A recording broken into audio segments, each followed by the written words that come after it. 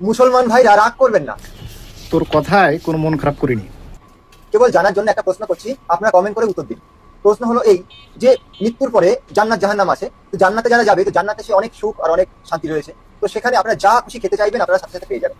যেমন আপনি চাইলেন হয়তো যে আমি এক্ষুনি বিরিয়ানি খাবো, তো সাথে সাথে বিরিয়ানি চলে আসবে। তো আমার প্রশ্ন হচ্ছে এই যে এই যে আপনারা খেতে চাইবেন আর চলে আসবে খাবার, তো এই খাবারগুলো মানে রান্না বান্না কারা করে, মানে রাঁধুনির দায়িত্বে কারা রয়েছে, কি ব্যবস্থা রয়েছে, এই বিষয়ে যদি কিছু জানা থাকে অবশ্যই জানাবেন, আমার খুব জানার ইচ্ছা রয়েছে। তোর এই প্রশ্নের উত্তর আমি দিচ্ছি।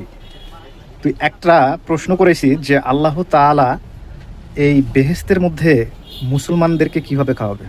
যখন তুই তোর মায়ের গর্ভের মধ্যে ছিলি তখন তোকে কে খাওয়াইছে? আল্লাহ তাআলা গায়বীভাবে তোর মায়ের পেটের মধ্যে তোকে খাবার পাঠিয়েছে এবং সেই খাবার খেয়ে তুই এত বড় হয়ে গেছিস।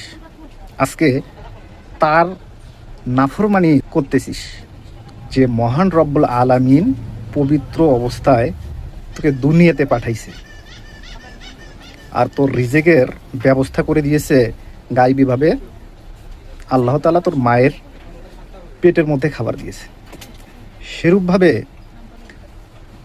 বেহেশতের মধ্যে খাবার বানাবে না কেউ। বেহেশতে যারা যাবে তাদের জন্য খাবার রেডি থাকে, সবসময় রেডি থাকবে, চাইবা মাত্র পাইবে। বুঝছিস? ভিডিওটা বেশি বেশি শেয়ার করবেন, এই কুলাঙ্গার বাচ্চার কাছে যেন এই ভিডিওটা যায়, এই নাস্তিকের বাচ্চার কাছে যেন ভিডিওটা যায়। আপনারা বেশি বেশি শেয়ার করবেন, এ যেন ভিডিওটা দেখে বোঝে যে আসলে আল্লাহ তাআলা কিভাবে বেহেশতের মধ্যে আমাদেরকে খাবার পাঠাবে।